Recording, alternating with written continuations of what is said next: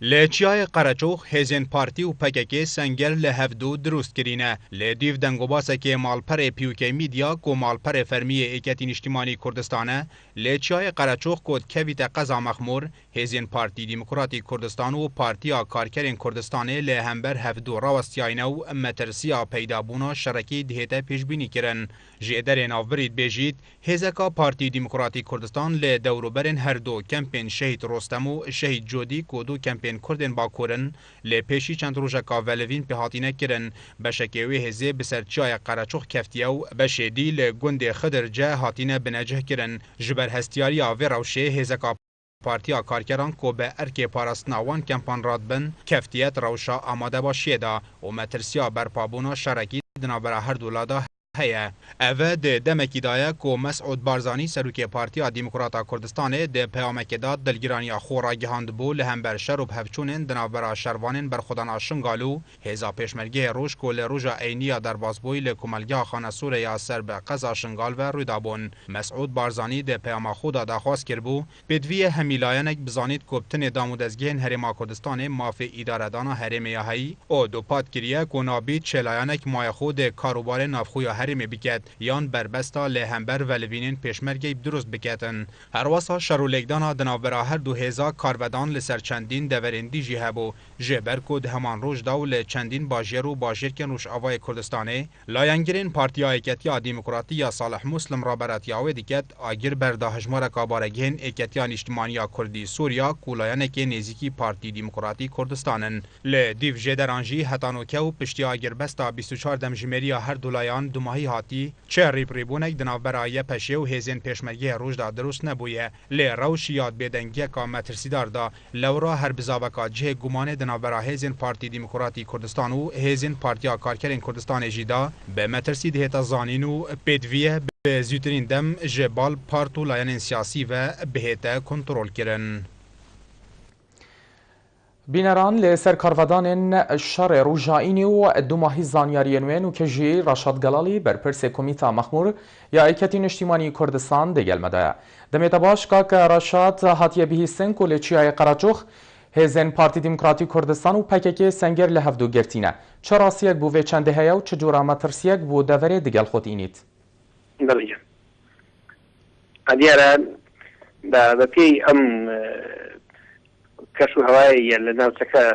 بەرەو بارگژی دەڕاتێن لە چەند ڕۆژی ڕابردوو هەر لە خانەسۆر و منطقەی شنگال تا دەگەیتە مەخمور گرجەکە تاوە باڵی بەسەر ناوچەکەدا کێشاوە لە چەند ڕۆژی ڕابردووش ئێمە لە کۆی ڕاگەاندنەکان بەتایبەتی ئاماژەمان بەوە کرد کە هەڕەشە ڕووی لە ناوچەکە کردێ بەتایبەتیش هێز دوولێنرایە کە هێزێکی دژەتجۆرە لەلایەن بارزگای هەولێر لە پایتەختەوە جوولێنرا بە ئاڕاستەی مەخمور هێزەکە زیاتر هاتووتە کەندەناو نەحەی خەراج کە هەردووکیان بە تایبەتی هەردوو نەحەیەکە ئەم نەحەی دیبەگا قەراز لە ڕووی ئیداریەوە سەر بە قەزای مەخمورن ئەم هێزە لە قەرەبۆتێک لە دوایین شاخی خەرەسووخ ناوچەیەکە پێ دەگوترێ کلکەی قەرەبۆتێک لەوێ جێژی کرابوون ئەمڕۆ ئەم هێزە لە ڕووی کەندێناوە بەدوو ئاڕاستە لە ڕووی کەندێناوە لە هەردوو گوندی لاوەر لە گوندی خدرجا بەسەر شاخی خەرەسووخ کەوتونە ئێستا لەسەر شاخی خەرەسووخن و لە قەرەبۆتێک شقامی قرتاوە بەسەر شاخی خەرەسووخ دەکەویتن کە دەکەوتە نێوان نەحەی ڕۆژهەڵاتی نەحەی قەراد و ڕۆژئاوای نەحەی سەرگەڕانیش کە ئەم بەرزایانەی لە نێوانە بۆیە لێرە بەسەر بەرزایەکە ئەم هێزە ئێستا کە لە سەربانی شاخی خەرەسووخن هێزەکان ڕووبەڕووی یەکتر وەستاون ومترسی زۆرە لە هەر ئان و ساتێک تەقەدەس پێ بکاتن بۆیە من لێرەوە داوا لە سەرۆکاتی هەرێم و سەرۆکی حکوومەت و کۆی حزب لایەنە سیاسیەکان سەرکرداتی حزب لایەنە سیاسیەکان دەکەن پەرۆشی ئەو وەزعبن چونکە گەر تێبەردانی گولەیەک کەشخاتەیەک زۆر ئەستەم نییە بەڵام کوژانەوەی زۆر ئەستەمە بۆیە من وای دەبینم لە بوونی هەر ئەگەرێکی شەڕ کەمپی ئاوەرەکانی شهید ڕۆستەم جوودی کە زیاتر لە 14,000 خێزان 14,000 کەسی تیا نیشتەجێە دەکەوێتە بەردەم گەورەترین هەڕەشەی لە ناوچوون من پێشم وایە بە سەدان و بە هەزاران عایلە تێدا ناودەستیتە چونکە لە بوونی هەر شەڕێک ئەم خێزانانە ڕووبەڕووی مەرگ دەبنەوە بۆیە من داواکارم خوازیارم لە هەموو زوو سۆزانی گەلەکەمان لە پیاوانی ئاینی سیاسیەکان لەسەر ئاسی باڵا وەزیر حکومات سەرۆکاتی هەرێم کۆی حزب لایەنە سیاسیەکان فەرۆشی ئەوەزعیان بن بۆی کە نەبێتە شەڕ خوێنی کوڕی کورد بەدەستی کورد نەکوژرێتن شەهید نەکرێتن ومێت دەکەم کۆی لایەنەکان بە فەرۆشیەوە بە پیل ئەو بانگاوازی مدەن. بله کاک ڕەشاد لایەنێن سیاسی وەکی یەکێتی نیشتیمانی کوردستان چه هەوڵ و هەڵویست هەبووینە بۆ ڕێگریە لێ هەمبەر ئەگەرێن ئاڵوزبوونا ڕەو شەوێ دەڤەرێن؟ دیار ڕۆژی ڕابردوو ئاماژەوان بۆ کردی ئەو هێزەی کە لە مەخمور جێگیرکراون هێزی فەرماندەی هەولێری پارتی دیموکراتی کوردستانە هیچ هێزێکی هاوبەش لە سنوورەکە کە هێزەکانی یەکی هەفتا و هەشتا بیان هێزە لیوایەکانی هاوبەشبووی لە سنوورەکە جێگیر نەکراون تەنیا هێزی پارتی دیموکراتی کوردستانە وەکو هێزێکی حزبی لە سنوورەکە جێگیرکراون کە فەرماندەی هەشتای پارتیە زائیدان دژە تیرۆرە دیگەمە لەمە وەکو حزب وەکو یەکێتی نیشتیمانی کوردستان ئێمە لە سنوورەکە کۆمیتەی ڕێخستن بە پەرۆشەوەین ئاگاداری سەروی خۆمان کردوێتەوە بەوەی بە پەرۆشەوە بە ئاگاداری سەرکرداتی پارتی بگرێتن یاخود لە ڕێگای حکوومەتەوە کە زیاتر لەگەر کاک نێچیروان بارزانی کاک قوباد لەوێندەر نزیکە لە ڕێگای ئەوانەوە کە پەرۆشی وەزەکە بن کە ئەم شەڕە نەبێتن بۆیە وەکو حزب ئێمە لێرە پەرۆشی ئەوەین کە ئەم شەڕە نەبێتن چە کۆی گرفت و شێشەکان جگە لەمەی کە لە دوای ئەوەی کە لە ژێرگوشاری تورکیا و ئۆردۆگانە ئاک پارتیەکە زەخت دەکاتن شەڕی پەکەکە بکرێ کە بەرژەوەندی تورکیا لەمەدایە بەرژەوەندی هیچ لایەنێکی سیاسی هەرێمەتی لە شار نیە جگە لە تورکیا بۆ یەکێتی نیشتیمانی کوردستان نایەوێتی جارێکی تر دووماڵی دووبەرێکی لە نێو کورد دروست بیتن کۆی هەوڵەکانی خۆی سەر کردوێتەوە بۆ نەمانی گرژی نەبوونی شەڕی نێوخۆ کورد بە کورد کە کۆی هیچ لایەنێکی سیاسی سوودمەند نابی تەنیا دەوڵەتی تورکیا و دژمنانی کورد نەبیتن کە سوودمەندی سەرەکین بۆ یەکێتی نیشتیمانی کوردستان لە سەنگەری گەل دەمێنێتەوە لەو سەنگەرە دەمێنێتەوە کە داکۆچی لە مافەکانی گەل دەکاتن دژ بەبوونی هەر شەڕێک دەبیتن لە ناوچەکە. بەێ کاک ڕەشاد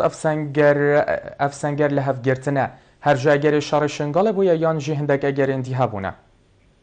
من پێم وایە دنێکە گرفت لە نێوان ئەو کەمپە و بەڕێوەبەرانی ئەو کەمپە و ئاسایش و حکومەتی ئیدارەی ناوچەکەیە پارتیە لە سنوورەکە چونکە بە بەردەوامی لە بەر لە هاتنی داعش و دوای هاتنی داعشیش ئەمانە ڕێگریان لێکراوە کرێکارەکانیان بچن لە هەولێر ئیش بکەن ڕێگریان لێکراوە فەرمانبەرەکانی کە بە شێو موتەی گرێبەست لە نەخۆشخانەکان کار دەکەن ئەمانە بچن سەکاری خۆیان بەردەوام گرفت بۆ خوێندکارەکانیان لە کۆلیژ و پەیمانگاکان دروست کراوە لە بازگەکان بۆیە من وای دەبینم ئەمە شتێکی تازە نییە بەڵام ئەمان بەڕاستی بەهانەیان هەیە ئەم بەهانەش خۆی لەوە دەبینێتەوە پێیان وایە دام و دەستگای ئاسایشی ناوچەکە بە بەردەوامی یعنی وەکو ئەوەیەک بوونە چاودێرێک بوونە کۆی میوانەکانیان کە لە باکووری کوردستانەوە هاتوونتە ناوچەکە لێرەوە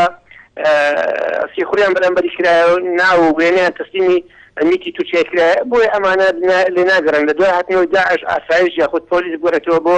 پرزگەی سەرەکی کە بازگەی سەرەکی کە دەواازەکەیە بۆ ناو کەمپەکە ئەمان چەندی زار هاتوورە پێشنیاریان کردی ئێمە وەکو یەکێتی نیشتیمانی کوردستان ئەوان دەزانن ئێمە یاریدەرێتی ئاسایشمان هەیە لە مەخمور هێزی پێشمەرگا وەکو پاسەوانی بارگای کۆمیتەمانی ئەوان پێشنیاریان کردی لە زیاتەوەی ئەو گومانە لە شوێنی ئێمە بڕەویتەوە ئێمە ئامادەین ئەم بازگەیە کە بازگەی سەرەکیە لە دەواازەکە تەسلیمی بە یاریدەرێتی ئاسایشی مەخمور یەکێتی نیشتیمانی کوردستان بکەین تەسلیمی بە بیدەین بە پێشمەرگەکان با بیان لەوێندەر پاسەوان کرد بەڵام ئەوانی ئێستاکە کە لە ڕاستۆ لێرە بوونە هەمیان بەڕاستی سیخوریان لەسەر کردوین بۆ ئێمە نامانێ جارێکی تر ئەمە ئەلێرێ ڕاکێشەکان دروست بوونە دیگە لەم گرژیانەی کە لە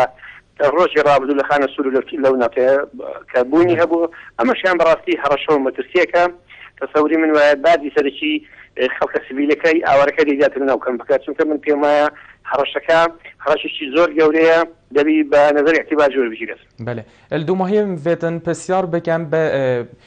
بەرین و کەشی داخواست هێزن پەکێکی هاتیە کرن کوان دەڤەرانژی چۆل بکەن؟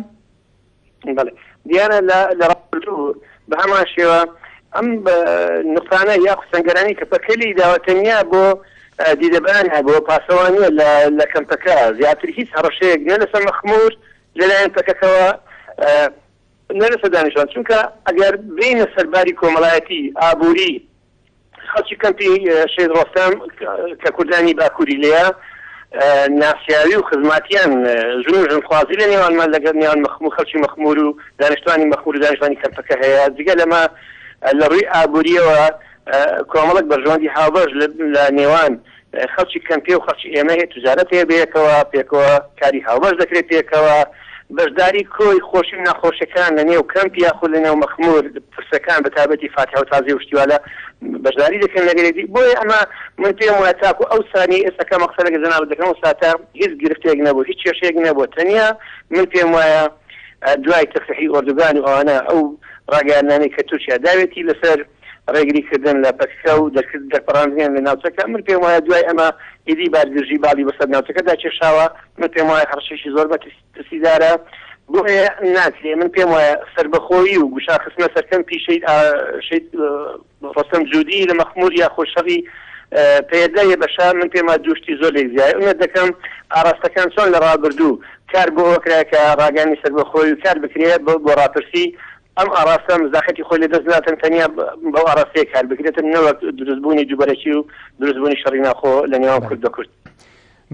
تەنیا سوودمەندی سەرەکی دژمنانی کورد و بە تایبەتی ئاک پارتی و ئەردۆغان سوودمەندی یەکەم دەبن. بەڵێ زۆر سپاس بۆتە ڕەشاد گەلاڵی بەرپرسێ کۆمیتا مەخموری یەکەتی نیشتیمانی کوردستان دێ دەمی بوریدا دێ گەلمەدا بووی.